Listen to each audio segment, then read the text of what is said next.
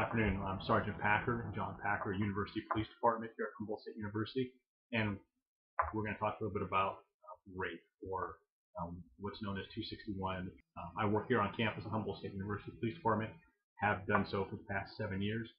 Prior to that, I spent 10 years at Arcata Police Department working as a patrol officer there. Well, we hear about different types of sexual assault. So first of all, rape is a type of sexual assault. There's a number of other penal codes that fall under the 11165.1 section of the penal code that defines what sexual assault is, and rape is one of them. So we hear about them on campus when people report them as a crime and they want the case investigated, or they report them as a crime that occurred and they choose not to pursue charges, but they still want us to investigate and to help them get some resolution in that case because of that event that's taken place. So we hear about them from a purely law enforcement standpoint.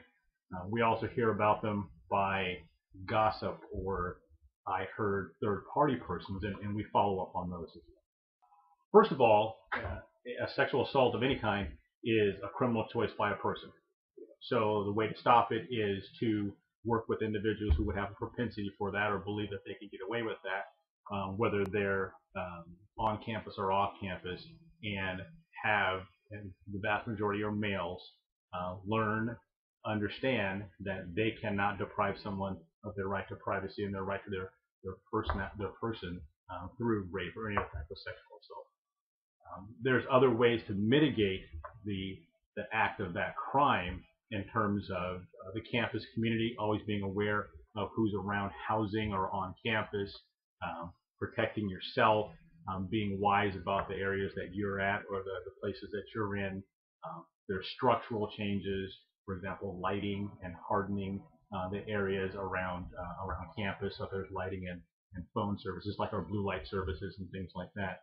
But ultimately, it comes down to individuals who are making the choice to commit a criminal act, understanding that we will pursue them through whatever means we legally have, as far as that victim or that survivor will allow us to pursue them and prosecute them and put them in jail or prison or whatever the outcome happens to be from that case. So, for example, around campus, because we don't want the campus to appear like an easy a target area for any type of crime, there are security phones and safety phones around campus that have blue lights on the top of them. And so you can walk out of a building and you'll see that blue light. So you'll know that if you have an emergency, and sexual assault would constitute an emergency, you can go to that phone and you can call University PD, push 911, call us, hit the red button, which is a panic button, and it automatically dials for you.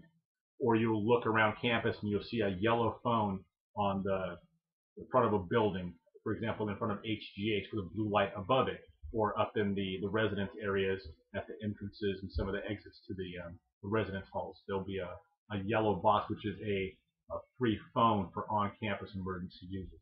Right. On campus, we're always going to refer them to the health center, to psychological counseling if they choose to go, and it's always an option for the person. If the survivor wants to avail themselves of the resources on campus, they can, and we will always make them available to them. There's the women's shelter. There are counseling services.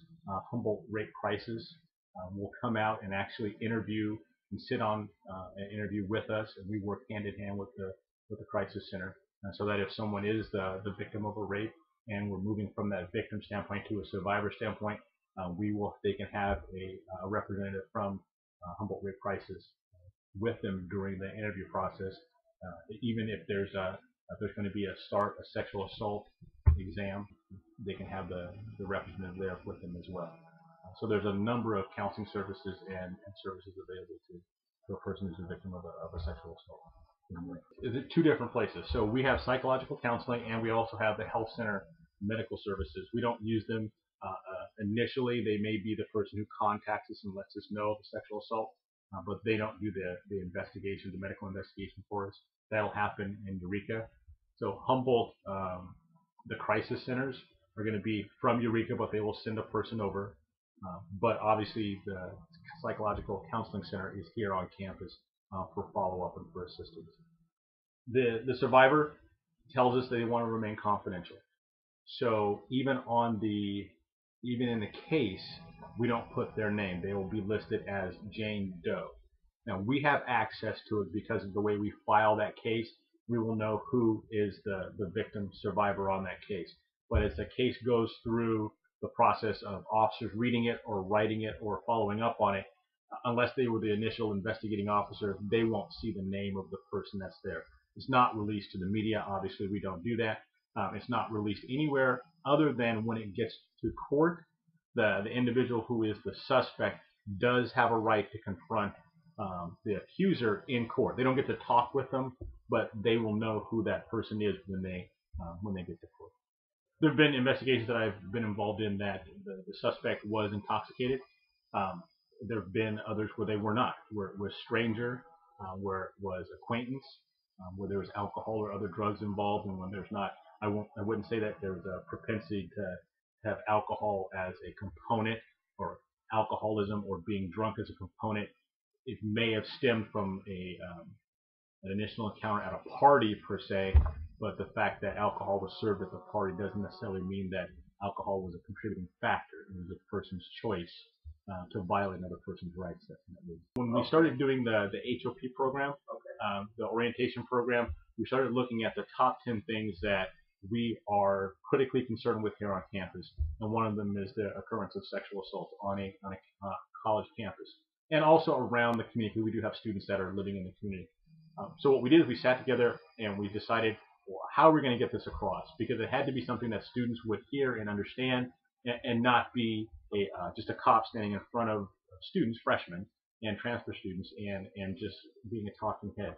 So what we came up with was the saying that no means no, I don't know means no, intoxicated means no, nothing means no, only yes means yes.